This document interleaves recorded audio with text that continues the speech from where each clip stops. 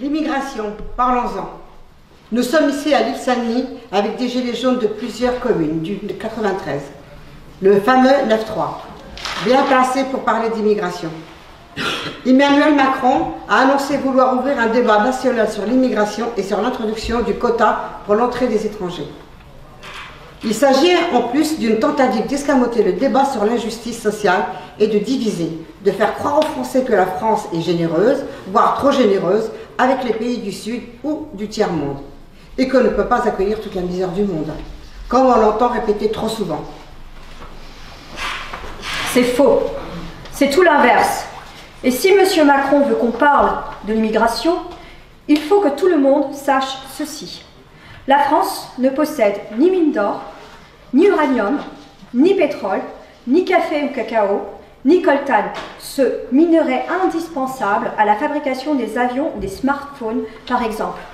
Et ce n'est pas le camembert français, si bon soit-il, qui peut lui servir de monnaie d'échange pour tout ce qu'elle ne possède pas. Alors la France a recours au pillage et à l'échange inégal. Après l'esclavage et la colonisation, la France continue à voler les ressources de nombreux continents, dont l'Afrique, en leur imposant des traités aberrants, des cultures intensives pour l'exportation, source de famine pour des millions de paysans et leurs familles, et en imposant des guerres. Il faut aussi parler des fameux biocarburants présentés comme écologiques. Les biocarburants ont ruiné l'agriculture de très nombreux pays du Sud. Ils nous sont vendus comme une source d'énergie alternative propre. Mais sait-on que pour produire ces agrocarburants, on brûle des millions d'hectares de cultures agricoles, une véritable tragédie pour les petits paysans et les éleveurs, notamment en Afrique. Et la production des agrocarburants nécessite beaucoup d'eau. Il en faut 4000 litres pour obtenir ne serait-ce qu'un litre de bioéthanol. Le réservoir d'une voiture de taille moyenne fonctionnant en bioéthanol contient 50 litres. Pour fabriquer 50 litres de bioéthanol, il faut détruire 358 kg de maïs.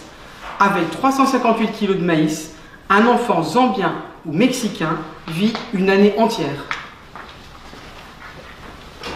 Même chose avec l'huile de palme utilisée pour la fabrication de agrodiesel. Au Cameroun, c'est le groupe français Bolloré qui a fait main basse sur une grande partie du palmeraie. Il a signé un bail de 60 ans en 2000 sur 58 000 hectares de terre pour produire de l'huile de palme et détruit pour cela des forêts primaires qui sont un des principaux puits de carbone de la planète après l'Amazonie. L'écrivain suisse Jean Ziegler a écrit « Sur une planète où toutes les 5 secondes, un enfant de moins de 10 ans meurt de faim, détourner des terres vivrières et brûler de la nourriture en guise de carburant constitue un crime contre l'humanité. » Quand les grands groupes français implantés en Afrique, comme Bolloré ou Villegrain, se vantent des bienfaits qu'ils apportent sur place, en construisant infrastructures, ils ne disent pas comment ils expulsent les familles entières de leurs terres ancestrales, comment ils détruisent leurs potagers et leurs vergers, leur savoir-faire, transmis de génération en génération en matière de connaissance des sols et de sélection des graines. Le groupe Villegrain, qui possède la société sucrière du Cameroun, détient plus de 22 000 hectares de terre dans ce pays, après avoir signé un bail de 99 ans avec le gouvernement de Yaoundé pour les exploiter. En échange, Villegrain a versé aux communautés affectées une indemnité annuelle de 2 millions de francs CFA, soit l'équivalent, tenez-vous bien, de 5 € par famille et par an. Prenons le cas du Niger, une néocolonie française. Censé être le deuxième pays le plus pauvre de la planète, c'est pourtant le deuxième producteur d'uranium au monde. Pour nous fournir de l'électricité par le biais des centrales nucléaires, Areva importe près de 40% de sa production d'uranium du Niger. Mais depuis plus de 50 ans, Areva ne reverse qu'une redevance ridicule de 5,5% sur les milliers de tonnes d'uranium naturel qui sont extraites du Niger. Ainsi, la population nigérienne ne bénéficie d'aucune retombée économique. elle n'a droit qu'aux conséquences de l'exploitation de son propre uranium, c'est-à-dire les contaminations radioactives, notamment de l'eau, les énormes masses de déchets radioactifs stockés à l'air libre, sans compter la désertification qui ruine l'économie pastorale. Areva a déjà épuisé à 70% l'aquifère carbonifère des régions qu'elle exploite dans ce pays, à raison de 22 000 mètres cubes d'eau par jour, et cela depuis plus de 40 ans. Ajoutons que la ruine du Niger ne concerne malheureusement pas que l'uranium. Avec ses 20 millions de têtes de bétail, le pays pourrait en fait connaître une relative prospérité. Mais voilà, le Fonds monétaire international, le FMI, a imposé la fermeture des services vétérinaires locaux afin d'ouvrir le marché aux multinationales étrangères.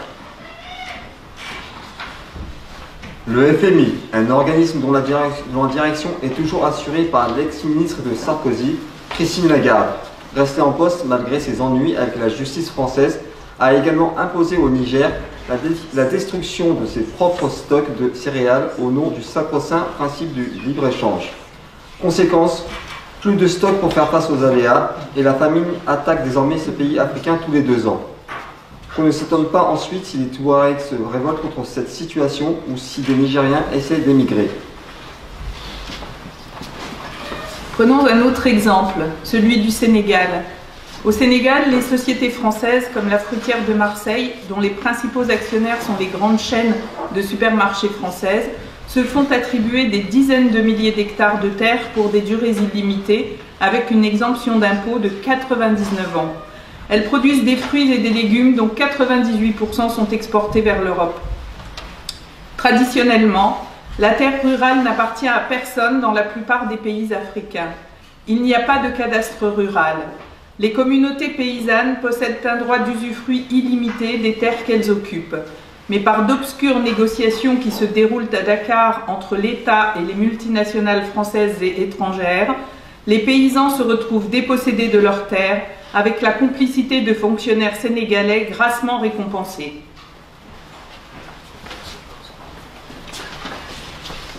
Une des techniques utilisées par les oligopoles, le mot olive venant du grec et voulant dire tout petit nombre, pour ruiner un grand nombre de pays à leur profit, c'est aussi le dumping, c'est-à-dire une baisse artificielle et temporaire des prix qui permet d'éliminer les concurrents locaux et ensuite de fixer les prix alimentaires à la hausse.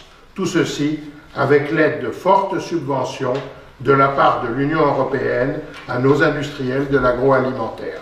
Au Cameroun, par exemple, ils ont ruiné la production de poulets autochtones avec des importations massives de poulets étrangers bon marché. Et dès que les éleveurs de poules et producteurs d'œufs ont été ruinés, ils ont augmenté leurs prix.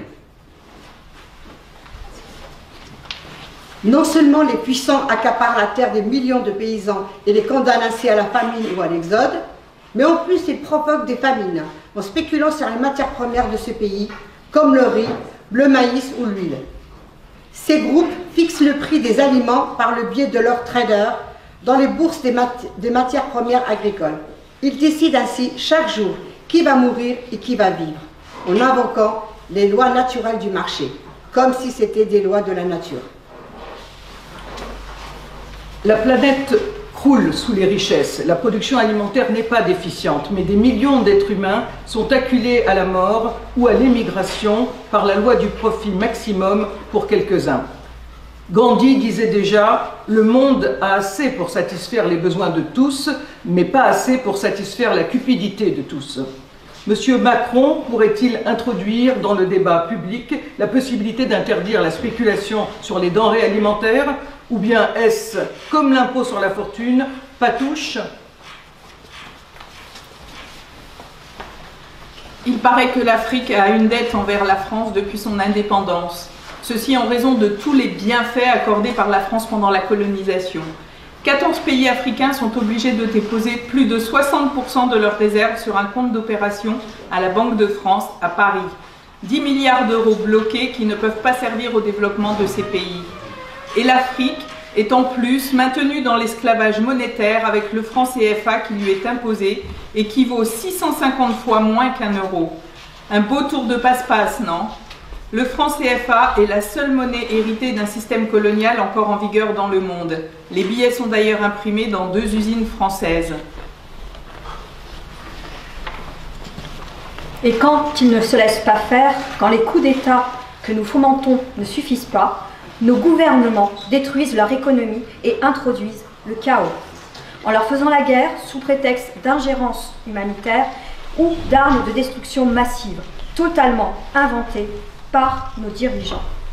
C'est le cas de l'Irak, du bombardement de sa population civile et de l'embargo économique qui a entraîné la mort de 550 000 enfants irakiens de 1996 à 2000. À cause de l'interdiction d'importation de nourriture, de médicaments et d'autres biens vitaux, sous prétexte de punir Saddam Hussein. On pourrait citer bien d'autres exemples en Afghanistan, en Libye ou en Afrique, qui ont poussé à l'émigration, cette émigration sur laquelle on propose maintenant d'instaurer des quotas. Il y a un proverbe africain qui dit « Les murs les plus puissants s'écroulent par leurs fissures ». Alors, comme le propose Jean Ziegler, provoquons-en des fissures pour interdire la spéculation boursière sur les aliments de base, la fabrication de biocarburants à partir de plantes nourricières, pour protéger les paysans qui représentent la moitié de la population mondiale contre le vol des terres et pour préserver l'agriculture vivrière. La volonté des États n'existe pas. M. Macron n'ouvrira pas le débat sur ce sujet. C'est à nous de l'imposer par la mobilisation générale au nom de la justice et de la dignité humaine et de refuser que les migrants dont les pays nous nourrissent servent de bouc émissaire.